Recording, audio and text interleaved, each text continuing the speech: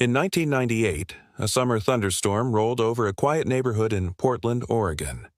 When it passed, a 10-year-old boy named Ethan Anderson was gone, vanished from his own home. When the first responders arrived, they found the front door unlocked and ajar. Inside, the television was still on, casting a flickering glow across the empty living room, playing Ethan's favorite Saturday morning cartoon. But the boy himself was nowhere to be found. The mystery of what happened that night would haunt the community for decades, leaving behind more questions than answers and a story that feels more like folklore than a real-life event. The Anderson family lived a peaceful life on the outskirts of Portland. Their son, Ethan, was a creative and slightly unusual child. While other kids might be scared of storms, Ethan was fascinated by them. He had a deep love for drawing, and his favorite subject was the raw power of nature.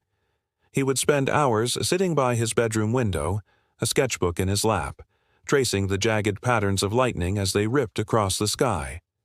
His parents, like any parents, would gently scold him, telling him to move away from the glass, but Ethan was captivated. He saw beauty where others saw danger.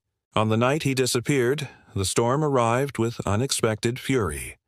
Weather reports had predicted rain, but not this, one of the most violent electrical storms the region had seen all year. Ethan's mother, in her later statements to police, recalled checking on him around 9 p.m. She found him in his room, exactly where she expected him to be. He was at his small desk by the window, colored pencils scattered around him, sketching away as the thunder rumbled in the distance. He looked up at her and smiled. It was the last time she would ever see him. At precisely 9:27 p.m., the entire neighborhood was plunged into darkness. The power grid had failed.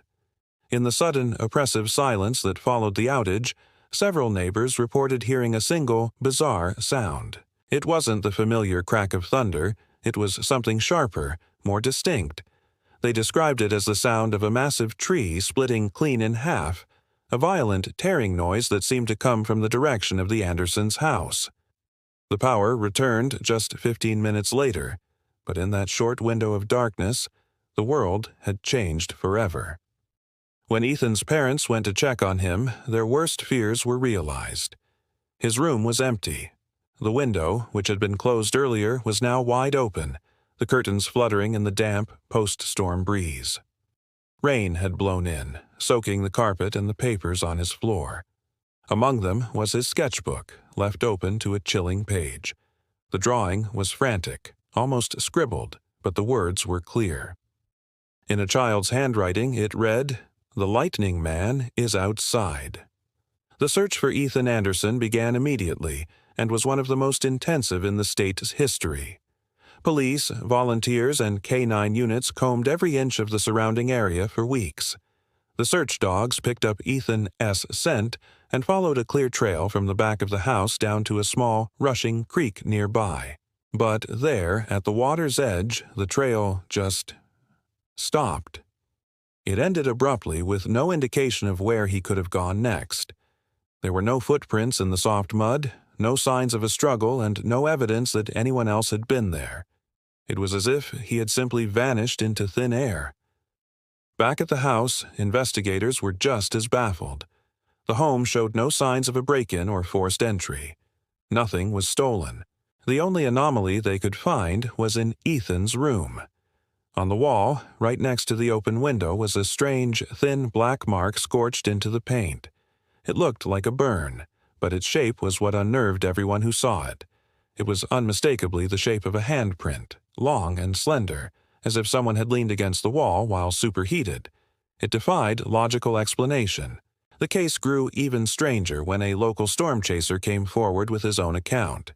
He lived a few blocks away and had been filming the storm that night. He told police he'd seen something highly unusual. "I saw a flash hit right behind that house," he explained, "but it wasn't normal lightning. It was too steady. It didn't flicker and die. It held for a second or two, bright and white, almost like a spotlight from the sky." His observation, combined with the handprint in the sketchbook, painted a picture that was far beyond a typical missing person case. Years passed. The Andersons, broken by the loss of their only child and the endless unanswered questions, finally sold their home in 2013. They couldn't bear to live with the constant reminders of that night. The new owners decided to do some renovations, starting with the old dated wallpaper in the bedrooms. As they peeled back the paper in what used to be Ethan's room, something fell to the floor. It was another one of Ethan's drawings, hidden away for 15 years. This drawing was more detailed, more complete than the one found in the sketchbook. It depicted a tall, impossibly thin figure that seemed to be made entirely of crackling blue-white lightning. Standing next to this ethereal being was a small boy, clearly meant to be Ethan, holding a flashlight. The boy in the drawing wasn't scared. He looked curious, even excited. And at the bottom of the page, written in shaky, almost reverent handwriting, was a final, haunting message. He said he'd take me where storms never end. To this day, not a single trace of Ethan Anderson has ever been found. The official case remains open but cold, filed away as an unsolved disappearance. Some people in the town hold on to the most logical explanation, that he was a troubled kid who ran away from home and met an unfortunate end.